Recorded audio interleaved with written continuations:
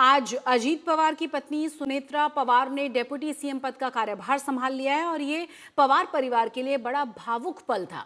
अजीत पवार भी इसी कुर्सी पर बैठते थे और इसी दौरान पार्थ पवार भावुक नजर आए।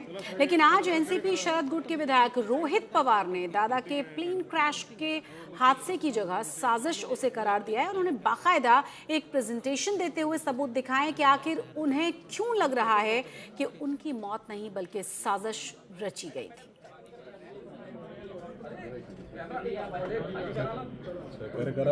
हो सर थोड़ा कमेंट थोड़ा बाजूला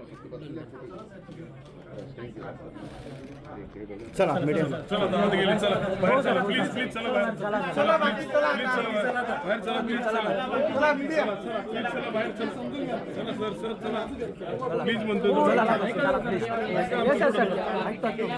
चला सुनेत्रा पवार भी भावुक हो गई थी और ये प्रेजेंटेशन हम आपको दिखा रहे हैं जिसमें उन्होंने ये दिखाने की कोशिश की है कि क्यों उन्हें लगता है कि ये पूरी की पूरी साजिश के तहत किया गया है, ये कोई हादसा नहीं था।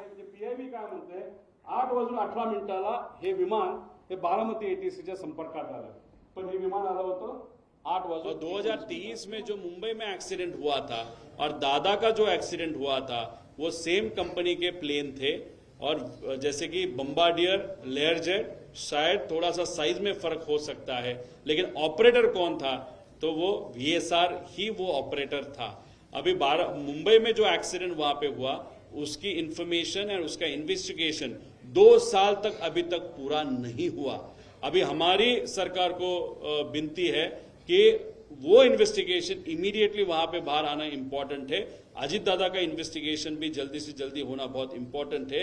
2023 का इन्वेस्टिगेशन अगर बहुत जल्दी होता था, उसमें से अगर त्रुटि या जो फ्लॉज है वो बाहर आते तो शायद अजीत दादा का ये एक्सीडेंट नहीं होता था। कपूर नाम के जो पायलट थे, जो मेन पायलट थे, उनके एक्सपीरियंस के बारे में, वो भी लेयर जेट एक्सपीरियंस के बारे में उनका अगर अनुभव आप देखो, वहां पे अगर जो अल्कोहलिज्म का अनुभव है उसके लिए बहुत सारे प्रूफ है। 3 साल उनका लाइसेंस, फ्लाइंग लाइसेंस वहां पे कैंसिल हुआ था, उनके बारे में बहुत सारी इंफॉर्मेशन। और जो वीएसआर कंपनी का जो इंटरनल एक इंपॉर्टेंट ग्रुप है व्हाट्सएप का, उसमें से बहुत सारी ऐसी इंफॉर्मेशन मैंने आपके सामने लाई जहां पे वीके सिंह जो खुद मालिक है वहां पे वहां कपूर जी को, या जो कपूर है या जो और बाकी पायलट्स है, वो कैसे दारू पीते हैं, कैसे मस्ती करते हैं, उसके बारे में कुछ इंफॉर्मेशन आप सबको वहां पे दी थी।